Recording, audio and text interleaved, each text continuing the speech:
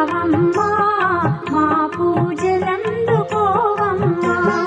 మా ఇంటి వేల్పు నీవమ్మా నా కల్పవల్లి రావమ్మా